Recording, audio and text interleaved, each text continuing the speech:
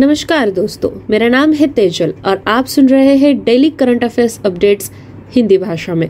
आज का पहला अपडेट, जीएसटी खुफिया महानिदेशालय DGGI और राष्ट्रीय फॉरेंसिक विज्ञान विश्वविद्यालय NFSU ने डिजिटल फॉरेंसिक के क्षेत्र में सूचना और ज्ञान के आदान प्रदान, तकनीकी प्रगति और कौशल विकास के साथ साथ डिजिटल फॉरेंसिक प्रयोगशालाओं की स्थापना के लिए समझौता ज्ञापन यानी मेमोरेंडम ऑफ अंडरस्टैंडिंग पर हस्ताक्षर किए हैं।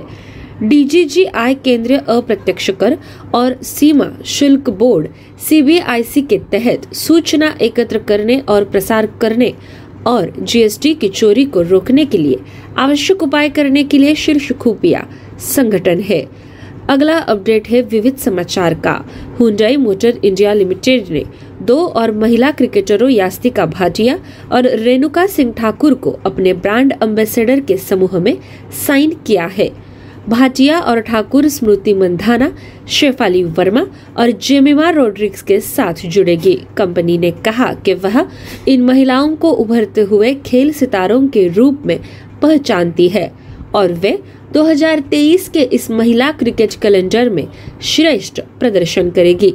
इसके लिए उसने 5 महिला क्रिकेटरों के साथ अपने द ड्राइव विद इन अभियान के अगले संस्करण की घोषणा की है। कंपनी ने अभी तक इसके लिए कोई विज्ञापन अभियान शुरू नहीं किया है। अगला अपडेट है पुरस्कार का। अप्पा साहेब धर्माधिकारी के नाम से मशहूर सामाजिक कार्यकर्ता और सुधारक निरूपणकर दत्तात्रेय नारायण धर्माधिकारी को वर्ष 2022 के लिए महाराष्ट्र भूषण पुरस्कार से सम्मानित किया गया।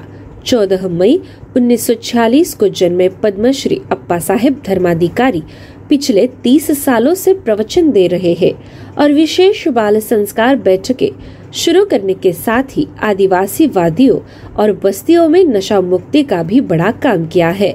डॉक्टर नाना साहेब धर्माधिकारी प्रतिष्ठान द्वारा कई प्रकार की सामाजिक गतिविधियों का कार्यान्वयन किया जाता है। अगला अपडेट है अर्थव्यवस्था का। थोक मूल्य सूचकांक यानी WPI आधारित मुद्रास्फीति की दर जनवरी 2023 में गिरकर 2 साल के निचले स्तर 4.73% पर आ गई। दिसंबर 2022 में थोक मूल्य मुद्रास्फीति 4.95% थी। जनवरी 2021 में यह 2.51% पर थी। वाणिज्य एवं उद्योग मंत्रालय द्वारा जारी आंकड़ों के अनुसार विनिर्मित वस्तुओं को मुद्रास्फीति जनवरी में घटकर 2.99% पर रही, जो दिसंबर में 3.37% थी। इसका नेतृत्व खाद्य, कपड़ा, परिधान, चमड़ा, कागज, रसायन और फार्मास्यूटिकल्स जैसे क्षेत्रों में कीमतों के दबाव में कमी के कारण हुआ। अगला अपडेट है योजनाएं और समितियों का।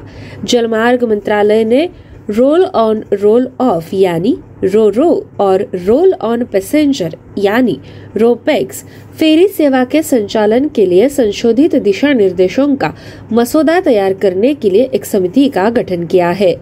दीनदयाल पोर्ट अथॉरिटी के अध्यक्ष की अध्यक्षता वाली यह समिति रो या रोपैक्स टर्मिनल ऑपरेटर के लिए मॉडल रियायत समझौते और देश में फेरी सेवाओं के संचालन के लिए मॉडल लाइसेंस समझौते का मसौदा भी तैयार करेगी। यह कदम केंद्रीय बजट 2023 से 24 में उल्लिखित सार्वजनिक निजी भागीदारी यानी PPP मार्ग के माध्यम से तटीय शिपिंग को बढ़ावा देने के प्रयासों के अनुरूप है। अगला अपडेट अर्थव्यवस्था का। खाद्य पदार्थों की कीमतों में तेजी और गैर खाद्य खंड में ऊंची कीमतों के कारण भारत की खुदरा मुद्रास्फीति जनवरी में बढ़कर 3 महीने के उच्च स्तर पर पहुंच गई, जो 2 महीने के अंतराल के बाद भारतीय रिजर्व बैंक के 6 के ऊपरी सहिष्णुता बैंड से अधिक है। हेडलाइन मुद्रास्फीति में अप्रत्याशित उछाल ने अप्रैल में मौद्रिक नीति को और सख्त करने की संभावना बढ़ा दी है। अर्थशास्त्रियों का अनुमान है कि आधार मुद्रास्फीति के कारण आने वाले महीनों में मुद्रास्फीति 6% से निशाने से अधिक रहेगी। अगला अपडेट राष्ट्रीय समाचार। सरकार ने कहा है कि वह देश में जीवन, स्वास्थ्य और सामान्य बीमा व्यवसायों में मौजूदा सुरक्षा अंतर को दूर करने के लिए बीमा सुगम पोर्टल स्थापित करने का प्रस्ताव करती है। लोकसभा में एक सवाल के जवाब में वित्त मंत्री निर्मला सीतारमण ने कहा कि बीमा विनियामक और विकास प्राधिकरण IRDA ने सूचित किया है कि पोर्टल बीमा बाजार का बुनियादी ढांचा होगा, जहां बीमाकर्ता, वितरण नेटवर्क और पॉलिसी धारक एक निर्बाध डिजिटल प्लेटफॉर्म पर मिलेंगे। अगला अपडेट अंतर्राष्ट्रीय समाचार। पूर्व न्यायाधीश और स्वतंत्रता सेनानी मोहम्मद शहाबुद्दीन चुप्पू बांग्लादेश के नए राष्ट्रपति होंगे। मुख्य चुनाव आयोग ने घोषणा की। श्री चुप्पू 13 फरवरी को निर्विरोध चुने गए और राष्ट्रपति मोहम्मद अब्दुल हामिद की जगह लेंगे। मुख्य चुनाव आयुक्त काजी हबीबुल अवल ने श्री चुप्पू अवामी लीग सलाहकार परिषद के सदस्य और पार्टी के उम्मीदवार बांग्लादेश के निर्वाचित राष्ट्रपति को निर्विरोध घोषित किया। वह डिफॉल्ट रूप से राष्ट्रपति बन गए क्योंकि कोई प्रतिद्वंदी उम्मीदवार नहीं था। अगला अपडेट है खेल समाचार। भारत की स्टार सलामी बल्लेबाज स्मृति मंधाना महिला प्रीमियर लीग के लिए खिलाड़ियों की नीलामी में सबसे महंगी खिलाड़ी बन गई। 26 साल की इस बल्लेबाज को रॉयल चैलेंजर्स बंगलोर ने 3.4 करोड़ रुपए में खरीदा। भारतीय कप्तान हरमनप्रीत कौर को मुंबई इंडियंस ने 1.8 करोड़ रुपयों में खरीदा। 30 वर्षीय English allrounder Nat Sciver Mumbai Indians द्वारा 3.2 करोड़ रुपए में साइन की गई, जो दूसरी सबसे महंगी खरीद है। भारतीय allrounder Deepti Sharma UP Warriors के लिए तीसरी सबसे महंगी खिलाड़ी बन गई, जिन्होंने उन्हें 2.6 करोड़ रुपयों में खरीदा। अगला और आखिरी अपडेट है नियुक्ति का। Institute of chartered accountants of India यानी ICAI की काउंसिल ने 2023 से 24 के कार्यकाल के लिए अपना नया अध्यक्ष और उपाध्यक्ष चुना है।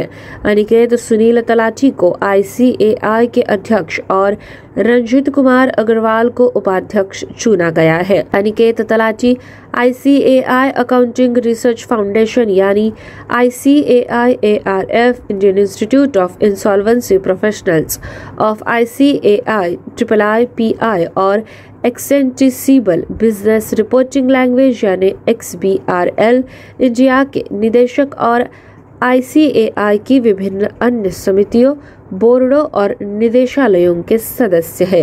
दोस्तों, इसी के साथ खत्म होती है आज की हमारी डेली करंट अफेयर्स अपडेट्स। इसी के साथ मैं आप सभी का विदा लेती हूँ। मिलते हैं अगले सत्र में। आप सभी का बहुत बहुत शुक्रिया।